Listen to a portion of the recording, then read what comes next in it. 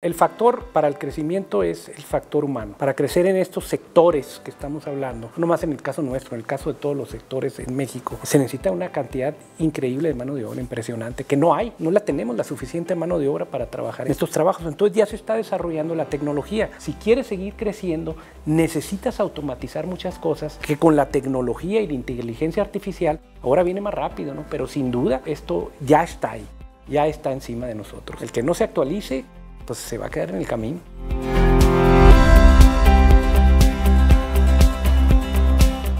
Hola, soy Francisco Soto, profesor del área de factor humano y tengo el privilegio de tener esta conversación con dos empresarios, amigos, donde vamos a discutir sobre cómo construir una cultura ética en un entorno donde cada vez nos queda más claro que es necesario tener una cultura ética sólida, pero al mismo tiempo nos damos cuenta que son de esos temas que llevan tiempo en construirlos. Marco Antonio Molina es el presidente del Consejo de Administración y uno de los fundadores. Y por otro lado tenemos a Javier Molina, que es actualmente el director general del Grupo Molina, y por tanto es una empresa que se dedica fundamentalmente a la siembra, producción y comercialización de uva de mesa, donde si pudiéramos definir también parte de lo que hacen es que no solo siembran uva, sino que cultivan personas, hacen que las personas mejoren en el paso del tiempo en la empresa. ¿Cuál es ese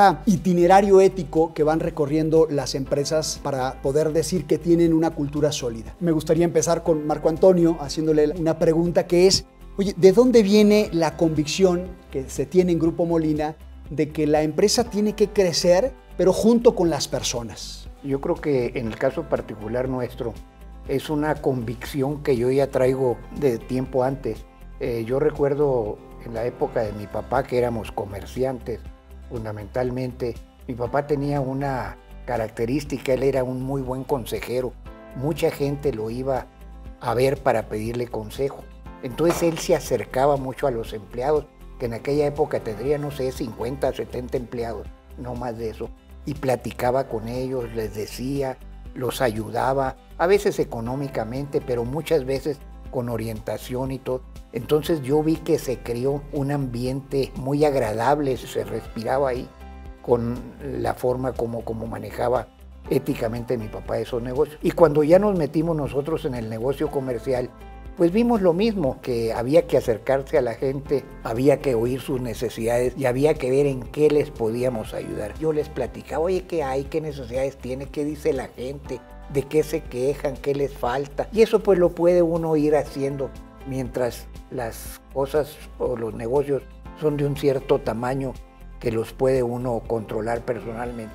A medida que va creciendo la empresa, va creciendo el número de personal, pues ya es prácticamente imposible hacerlo uno solo. Y es donde empiezan a salir las necesidades de empezar a crear organizaciones. Recuerdo que inicialmente contratábamos gente del Seguro Social, que hacíamos labores los fines de semana, gente de la Secretaría de Educación que iba y daba clases. Eso nos llevó a que después pues pusimos nuestro propio departamento de centro de salud, nuestros propios programas educativos. Las cosas se van dando poco a poco, una a una. Hoy que ya el negocio pues ha escalado otros niveles, traemos ahí arriba de 12,000 empleados que tú decías que viven ahí, muchos en el negocio, no nomás trabajan, ahí viven, y lo peor es que todos cobran, ¿eh? ni uno es gratis. Bueno, ya cuando hay esa cantidad de gente ya se necesita tener una estructura suficiente para darle servicio a la gente. Es muy importante para nosotros nuestro departamento de responsabilidad social, que tengan el contacto continuo con la gente. Muchas veces son pequeñas necesidades que no valen la pena, que son a lo que la trae a la gente molesta y hay que resolvérselas. Bueno, y si son grandes los problemas, pues con más razón habrá que resolverlos.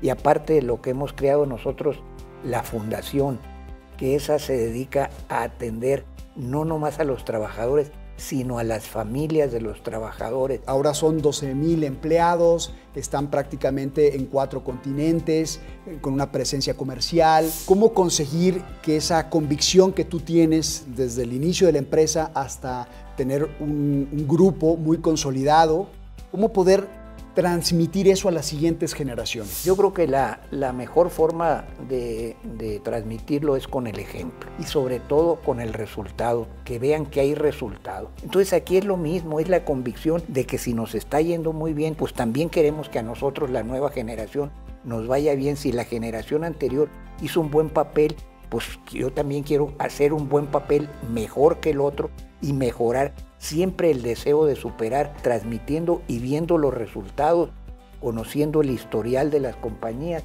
es como se transmite, es la mejor forma. Y además, Javier, te toca a ti un proceso de institucionalización a través de las certificaciones. ¿Cuál sería tu opinión sobre cómo has recibido esa herencia de los fundadores y cómo has canalizado eso a través de las certificaciones? Bueno, pues primeramente, como comenta aquí mi tío, pues es a base del ejemplo, ¿no? De lo que hemos vivido y lo que nos han transmitido. Y lo mismo hay que transmitir no nomás a las otras generaciones, ¿no? Es difícil a los colaboradores muchas veces, ¿no? Porque como sabes, y bien lo mencionaste, nos llega gente de todas partes, con diferentes valores, de diferentes formas, gente que ni siquiera habla el idioma español, gente que tenemos que educar, no saben leer, ni mucho menos escribir. El tema es educativo, aquí ir educando a la gente, ir viendo que les va a ir mejor, darles clases de valores, damos mucha clase de valores, que es por el bien de ellos y por el bien de la empresa también. Eso nos hemos dado cuenta nosotros, creo que toda nuestra generación, tanto mi hermano, mis primos que están involucrados, estamos todos en el mismo canal y estamos convencidos nosotros, porque lo hemos vivido y lo hemos visto, que la ética, en el caso nuestro, no puedo hablar de todo el mundo, pero creemos que a todo el mundo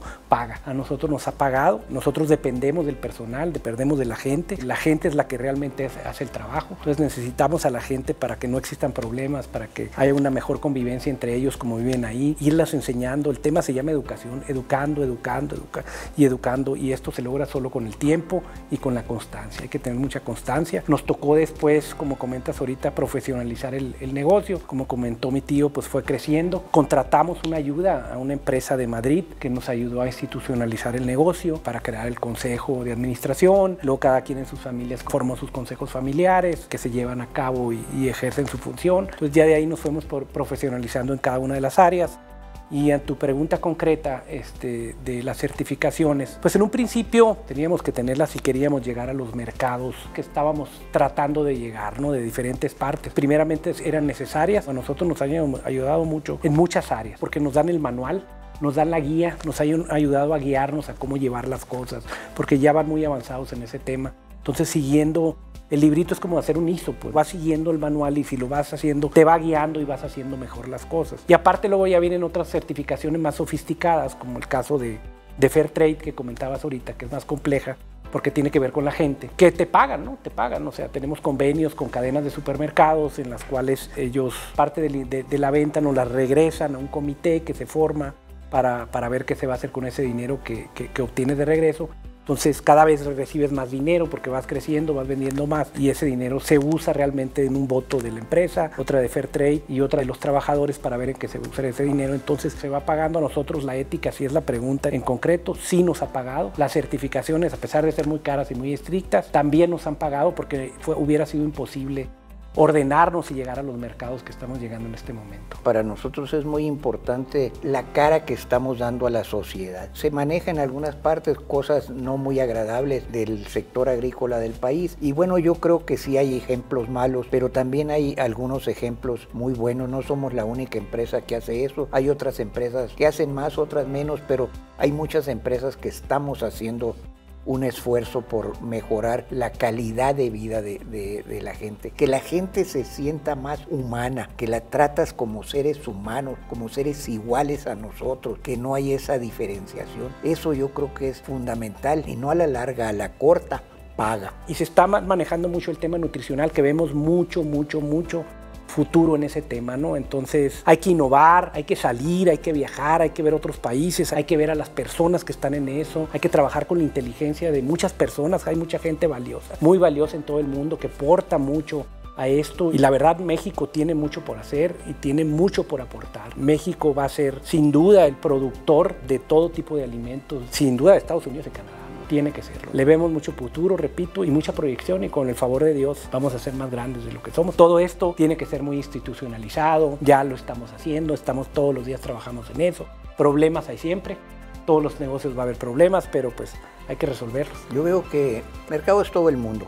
Pero básicamente en el caso de nuestra ubicación de México, el mercado de Norteamérica, México, los Estados Unidos y Canadá, la fruta y la verdura que se coma en esos 3 países va a ser producida en México. ¿Por qué?